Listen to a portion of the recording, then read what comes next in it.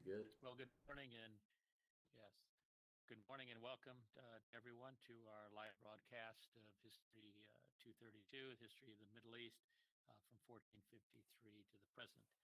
And we've already checked everything so you can hear me and you can see my screen. So today, similar to what we've done in the previous weeks, dates and questions, and the content presentation today, I'm going to focus on the Palestinians and the creation of Israel, the role of Egypt, Arab-Israeli conflicts, and if there's time, the Suez. Next week, I'll move into specifically the Iranian Revolution, and then the last session, week 16, we'll look at the Middle East from the Iranian Revolution from the late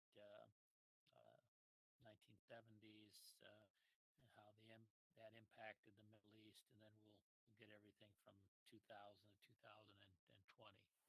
Okay. All right. So now this week, we know the modules open on Monday, they close Friday, Saturday, 11:59, Saturday, Sunday for grading. However, most of your discussion questions and web activities have been turned in, so we've got those taken care of, and the emphasis is moved to the document case study and getting ready for the final. So week 14 this week, there's a series of readings for you on the Arab-Israeli conflict. There's a good essay by Thiel that's there for you. And then there's an overview of the conflict. And so it's a rather extensive issue in the Middle East, and we'll try to go through some of that today. The podcast is a good one from BBC, a very strong one. It focuses on the 67 war. Media clip, um, it's there. You need to watch that and go through it. It's called The Backdoor Channels, right? So that's an important part. Now, focus then of the upcoming weeks, the remainder of this week, which is week 14, and then week 15 and 16, is to really weigh in on the document case study and then to begin the final exam. It'll be the same. We'll deal with the last 5 weeks. There'll be a series of study questions. You'll have to pick three and respond to those. And you can use either the takeaways that I've given here if you've attended the collaborate sessions, or you can use the study questions that are going to focus very specifically on the readings, the podcast, and the media that are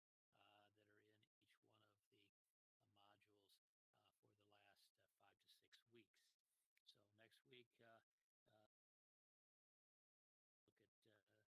6 weeks. So next week, look at the Iranian Revolution. We'll take a look at the Middle East in the 70s. And then when we get to week 16, we'll try to move it forward as much as we can to what's been happening in the last 20 to 25 years. All right. So next week, we're looking at May 3rd through the 8th. That's week 15. Week 16 is May 10th through the 15th. And then there's final exam week, which starts on Monday, which is May 17th. So we have 2 sessions left for a live broadcast. That's week 15 and week 16. There'll be no live broadcast during final exam week. There's really no classes during final exam week. Now, during week 16, week after next, on Wednesday, May 12th, I will put forth the what I call study questions, which are the exam questions. All right. Then, if they're out on the 12th, that means then during final exam week, on Wednesday the 19th, the link will open up and you will have 3 days, not 4. It ends on May 21st. We don't get Saturday, so we're a day short on it, but that's the way Blackboard and the college has it. So final exam week, I will open up the link to upload the 3 essays and also upload the document case study. So you'll have Wednesday, Thursday, and Friday, May 19th, 20th, and 21st. Because Friday, May 21st, 11:59, Blackboard shuts down. And we want to get everything in but for that time. So in the remaining 3 weeks you have, This is where you really got to weigh in on the case study because it's worth a significant number of points, and you've got to start working on those study questions or on the query questions. So you want to upgrade the case study, make sure that you meet the page requirements. That's important. Polish the case study, and you have it ready. You can get the draft in this Saturday. There's a link under the assignments where you can upload the draft, and I can take a look at it and give you some comments to it. And then you will have weeks 15 and 16 to do the necessary revisions like that. It's much better. We had questions that were due each week over the last 6, 7 weeks. Some of you participated in that, and it gave me an idea to see how you were doing. And now here it is that you can put as much of it as you have together. And then it'll take me some days because I got a lot of paper. So that's why we want to do it 14, and then I'll try to get it back. I don't know if I can do it over the weekend or not if they come in late from my other classes as well. But early in the week, I'll have those back to everyone, and then you'll have theory work on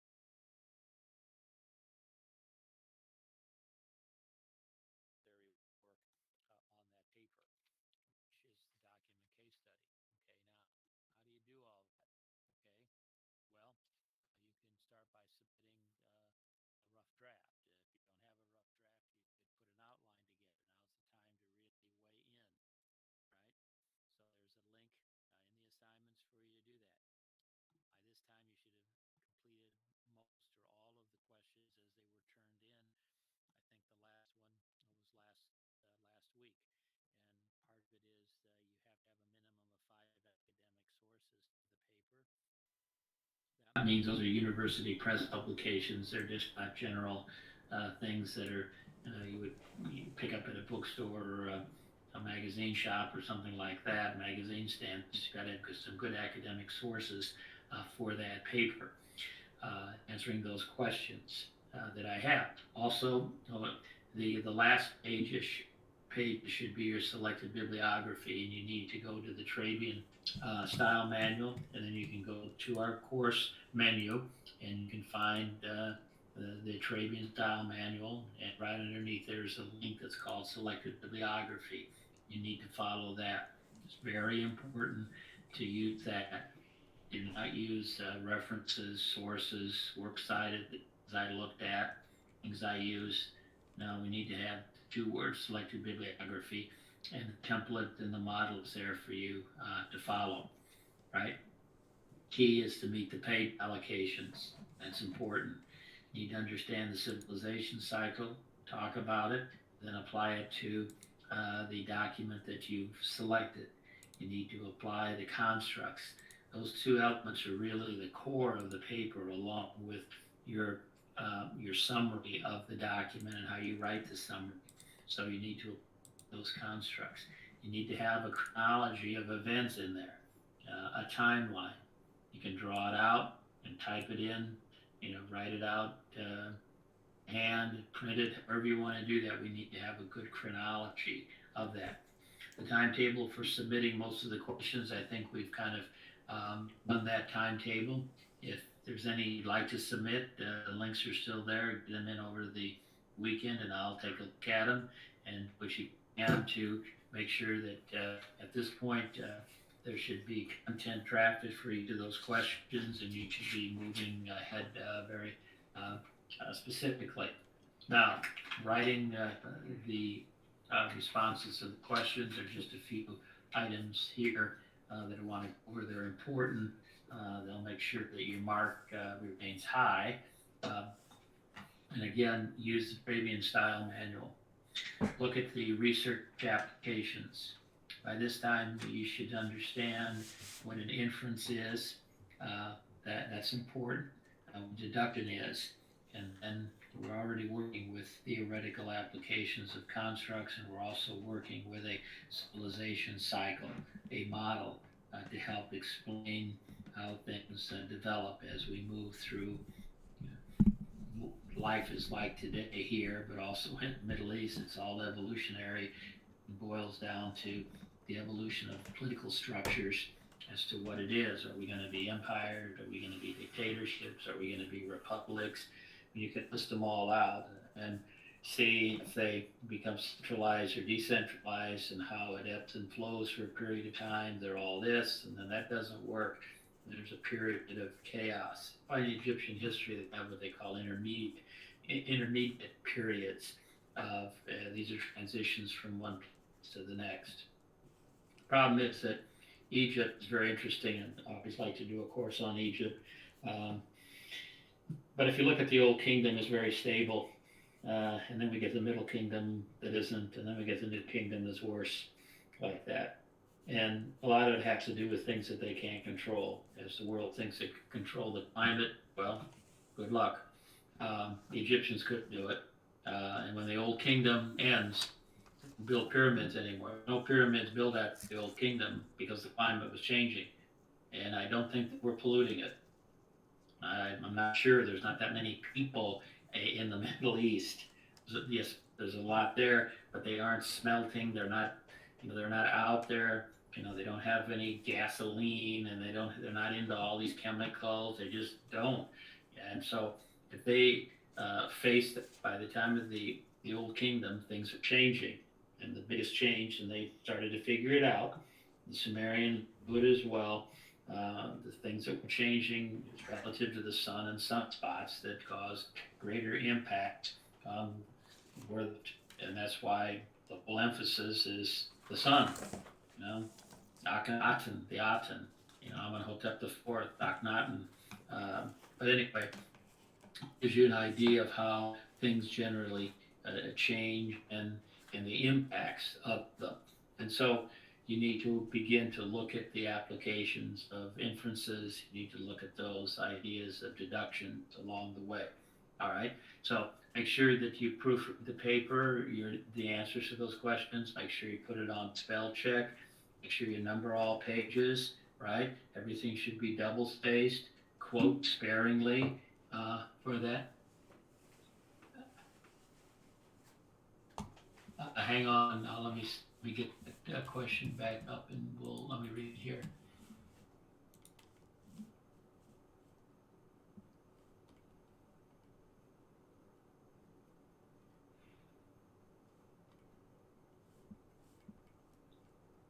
You can do editing's good. It should be a selected bibliography.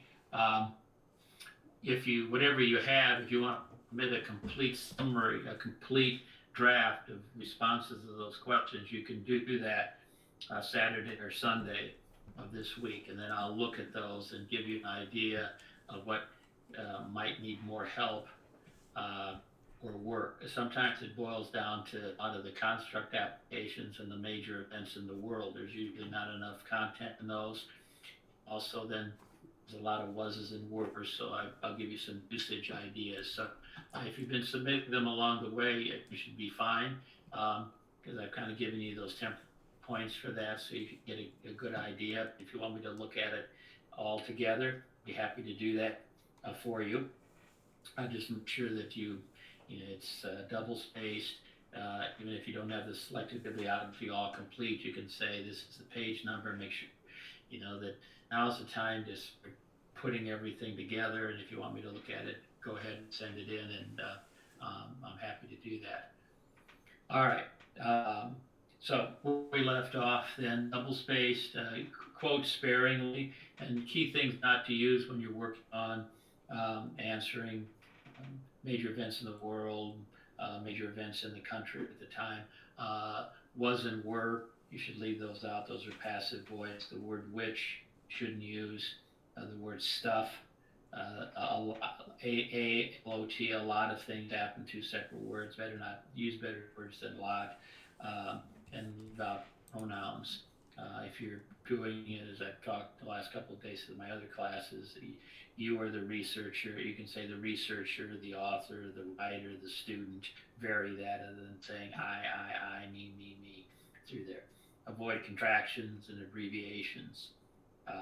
If you're writing major events in the country, major events in the world, use a topic sentence, and then you should have evidence. Evidence is important in the paper. There's two key words, and we were in the regular classroom, I would be able to spend a lot more time before class a little bit and work on it during class, but we only have a short time each week.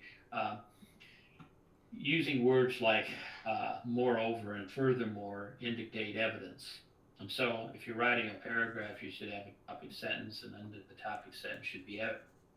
And how you demonstrate that to your professors and instructors, you use the words moreover, furthermore. That indicates that there's evidence to support what it is you're saying. These are the three major events that have taken place in the world on my document. Okay, here's the first major event. The question is, why is it a major event? What's the evidence? This happened, furthermore, this happened. In addition, moreover, and if you use those, your professors will be astute enough to pick it up. That's good evidence. Okay, so you should be fine on that. These are just some helpful hints in writing and presenting everything you've been working on, and you can do it by question. You don't have to run it all together in one paper unless you want to. Some students are doing that. That's fine. We've had a lot of discussions in different classes about that. So look at the idea of what you can infer from some of this when you're working with those constructs, right? An inference, and conclusions based on facts, deductions or conclusions with some facts, or logical reasoning. Right? And so if the reason why is the old kingdom collapsed, we can make a deduction that they're in difficulties and they go into an intermediate period and the new kingdom, but they don't build pyramids in that, and can make not only an inference but a deduction and a conclusion without a theory, is that the reason why is that there's too much instability within the environment that they live in. Not enough water, the flood comes at different times, everything starts to change. Well, what would cause things slightly to change? Earthquakes? A lot of it goes back to why all these ancient civilizations looked at the sun. It's not because it's round. Well, they knew that. The moon was round. That's where we get the wheat from. They weren't looking at the sun. It burns their eyes out. But they understood that things changed with the sun, and it affected their ability to irrigate and plant, and the flood at different times, and there's more snow and less snow. And they figured that all out. They knew that we can't have time to build all these things anymore. We got a problem with not enough rain, too dry, too much snow, not enough snow. And they thought about that. They said, what's going on? Well, it's called weather. What affects weather? Atmospheric things that they can't control. And so they put the pyramids for a variety of different reasons. But that gives you an example. Looking at Egypt lately and doing some work on that as well. So the idea is to revise. Well, revisions, rework. Comes from the Latin. It's Roman. What does it mean? Take another look. That's all it is. It's very simple, straightforward. He said, well, we need to make revisions. There's nothing wrong with revisions. I tried that to students. I said, I got my paper back in this other class. I got all these revisions to make. I said, well, you know what a revision is? I did something wrong. I said, no, not necessarily. I said, it's a Roman word. It's a Latin word. The Romans don't criticism. You can see that throughout their history. What they said is just take another look at it, which means what I'm giving you, if you want to go ahead and do what you're doing, that's fine. I'm not saying you have to do this or you have to do that. All I'm saying is that when the revision is to take another look at it and say, okay, I can maybe change it or I can leave it. And so that's fine. That's all my revisions mean. We go back to the Roman time, we go back, all we're doing is taking another look at it and seeing what it is. So when I say that, if I respond to your draft paper, I say, why don't you just take another look at page 3 and see what you think. So, oh my goodness, what's wrong with page 3? Did I do something wrong? No, but maybe there's things you might add to it without me getting too specific, because then it means something different. Individuals get nervous, I got all these revisions to make, it's wrong. It's not necessarily wrong, because you have a viewpoint of how you're using either inferences, deductions. It's your paper, your document, you know much more about it than anyone else at this point, because you've worked with it. All right, so that's where we are at this point. What I'll do, I think I've covered everything I needed to cover, because I want to get into the content today, which is really interesting, is the Palestinian question. Before I do that, what questions do you have? What can I help you with at this time? Go ahead.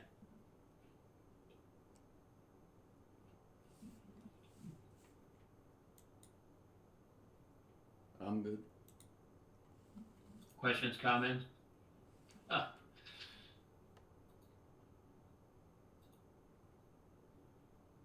let's see if I've got everything set up here. Oh, we definitely want. Now, okay. Let's see if I can get that back. That's the trouble with a lot of this, these things that are moving along here.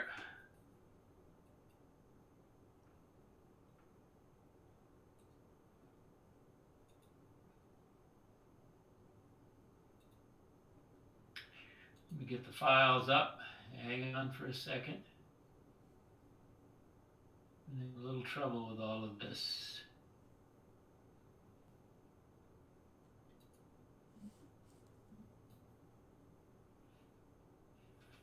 Hang on, we'll be back. Okay, there we go. Thank goodness. All right, as it happens sometimes when we're dealing with a lot of the questions that come in through the chat feature. All right, any questions, comments? All right, here are the takeaways for today. When you leave today, you should be able to explain and discuss the problems that existed in the Middle East after World War I relative to the Palestinians. All right, we'll explain, identify, and discuss the problems that existed in the Middle East after World War II, specifically focusing on the Palestinians. Number two, what are the events? Trace the events that led to the conflict between a new state that's going to come into being here, Israel, the conflict that Israel has with Palestinians, Arabs, and Egyptians. And if there's time, I'll once we finish this, I'll get into the Suez Crisis for it. Okay, so here we go. All right, Palestinian Question. 1937, there is a British commission.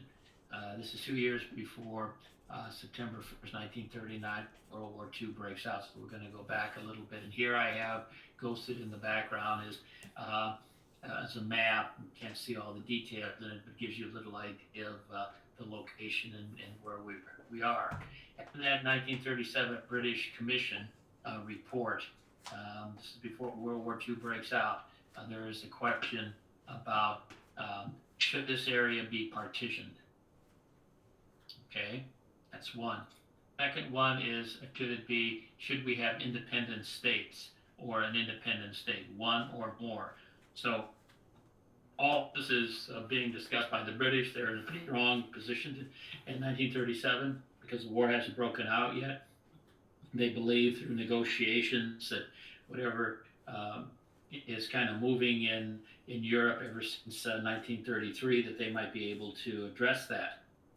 And so, the commission, it's like a high commission. They look into these issues that have been going on as we're years after 1922, and we've got all this fragmentation, and now we have these squabbles taking place, and we've got major European and Eastern European countries, Western European countries, all involved in these areas here between World War I and World War II, and now the British kind of come in, and the Commission is looking seriously at one, partitioning the area, two, creating a new independent state. All right, and so what happens is the Arab lands then are to merge with the Transjordan.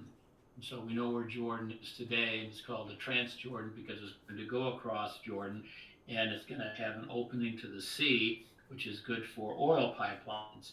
And so now, there's a kind of a direction is, well, what we're going to do is take the Arab lands that are here, better known as the area of Palestine. We're going to take these lands. Now remember, they're Arab lands, so these are individuals coming from the Arabian Peninsula. They're Arabs, and they're in this territory, Arab Palestinians. And the idea is we have an area that's called Jordan, but it's called also Transjordan, and they're not sure exactly where all border lines should be, but the British come up with the idea that Arab lands might be able to merge with the Transjordan, and we'll make a larger state out of it. Well, what happens is Iraq objects to that. They don't like it. Well, Iraq is further to the east, and so there's objections. Now, the question is, why do they object to it? What's going on? Okay, and here it is. An independent state would make it very difficult to create an Arab federation. Okay, so now what are we talking about? We're talking about federation, meaning confederation, like confederacy. And so what they're saying, coming from Iraq, is, wait a minute, we don't need another state out here in this area because we wouldn't be able to create an Arab federation. And so what the Arabs are doing, it's looking at a decentralized system as much as what they had, and started with the Ottomans, and they went to a strong, a confederated system, which is one where you have decentralization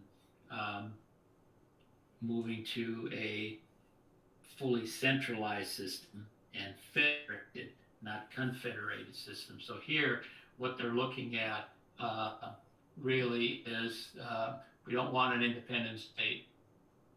Don't want it. They want to kind of have a little federation, confederation, bringing the areas together without defining all these hard, fast borders. Okay, so we know that.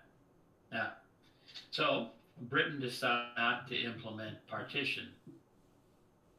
Okay, so if they're not implementing partition, then what is it? They've got an idea of creating a state, maybe more than one.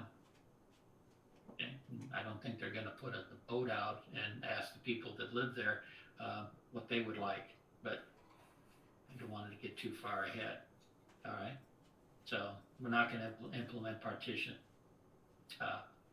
One, what they're hearing from Iraq, what they're hearing from Arabia, what they're hearing from the Arabs that are in Palestine, not a good move. Okay, well, no partition. And so 1939, then, British issue a white paper. Okay, you can imagine what the white paper is going to say. Notice the year, 1939. So, what is it going to say? The future of Palestine is going to be on hold until after World War II. That's what we're going to see, you see, on hold. There's bigger things we have to deal with, like in Poland. All these things are happening. They know things are heating up. Something's going to happen, and Britain and France are all trying to work on it. The Russians are out with their non-aggression pact. They got one. Russia has one with Japan. They've got one with Germany. What's going to happen here? So the last thing they need to worry about is what's going on in the Middle East.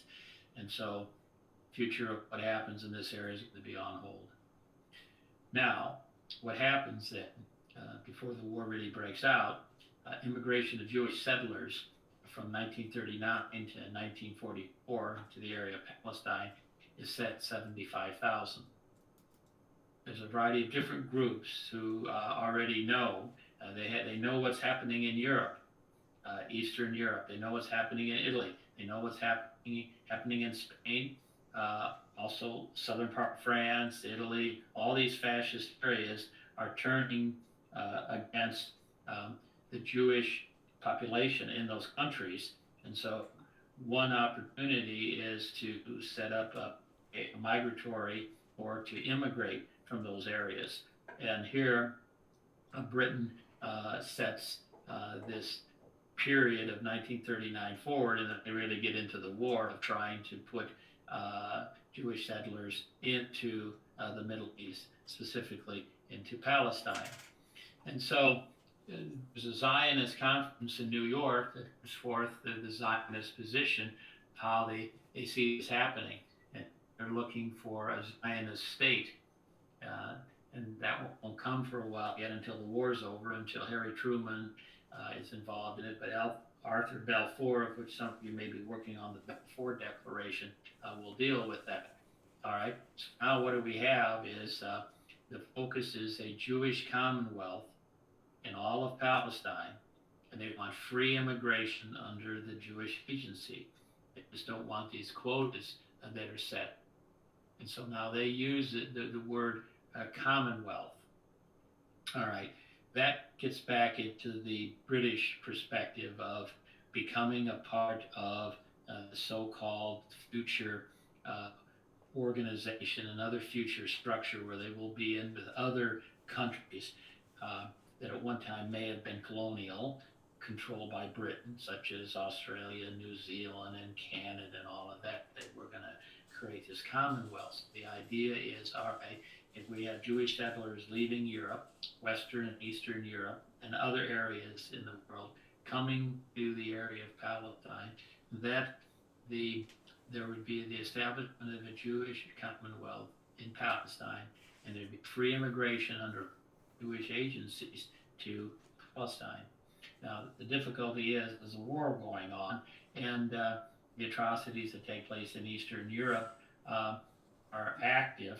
And how do we get individuals when their country is controlled by others, such as the Warsaw Ghetto, such as Vichy France? Okay.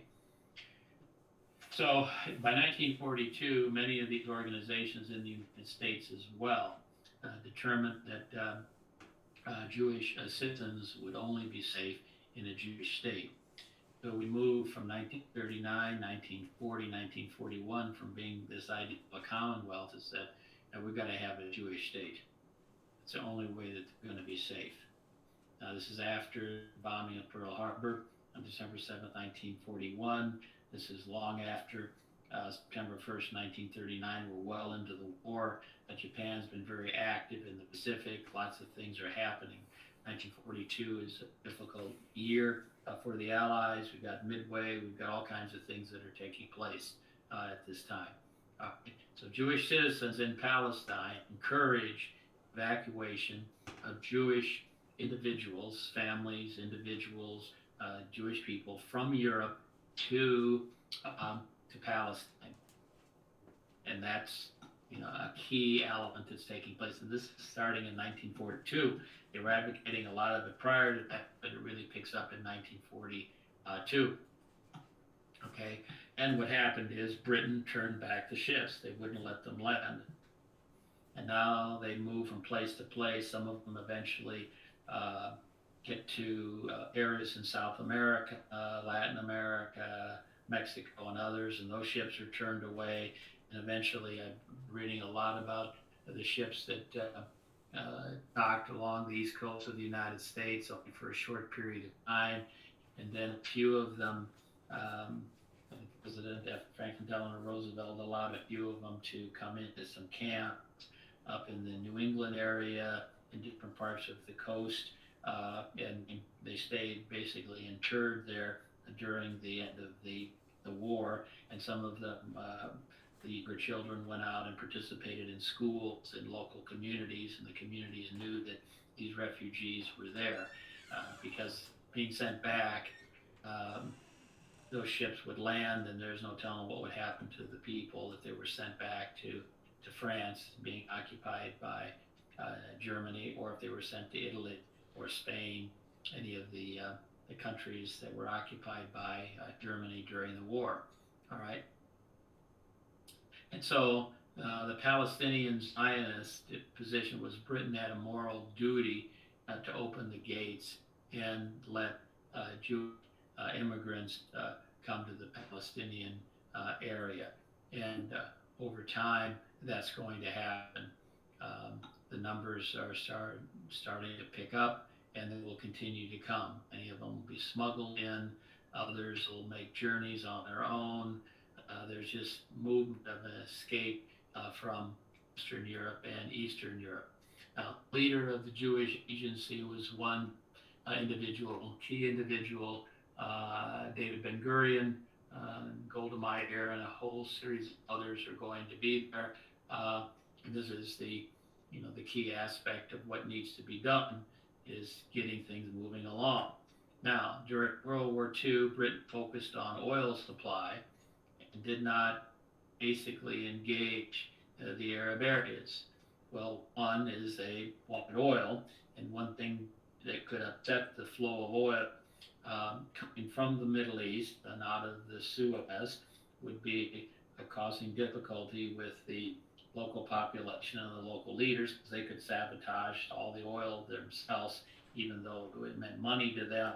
But they knew they had tremendous leverage because the British needed that to run the war machine. Okay, so Britain's main objective here are resources, oil supply, and so best thing is let's not engage all this issue about whether we've moved away from partition and we're moving to the possibility of a state and then the concept of a Commonwealth, but that's not going to be settled until the war's over. She wrote that in 1939, and so now everything is set on the side. She did the same thing in India. India is looking for independence. The INA, which is the Indian National Army, is a very significant part. So India needs to be a key ally and to help during the war, especially dealing with the Japanese that are out in the Pacific, China, Southeast Asia, all of those areas. Okay, so Ben Gurion advised the British not to submit the white paper. Well, that's not going to happen. The British aren't going to deal with the issue until the war's over. Okay, and then World War II ended, and we know what we have: a civil war is a possibility in Palestine now. And therefore, what came into play, and I already covered it. This is the link to it: the role of the Middle East in World War II, and you know what that role is because I covered that. The role is the Middle Eastern Supply Center. So we went through all of that as well. And so the British wanted that to work, and eventually they turned it over to us. And we worked it through the war. After they got it started, we made some refinement to it. Pretty good opportunity here. And so you know what the supply center is and how it worked. And now what we're going to shift to is this idea. It was a very successful economic union. We know that. Okay, so when the war ended, the countries returned to their nationalistic, competitive economic policies, and that's pretty much what you have today. And so the opportunity to move forward in that supply center didn't work, and now we've got problems in Palestine, and the problems in Palestine are what? The possibility of a civil war because Britain put it on hold.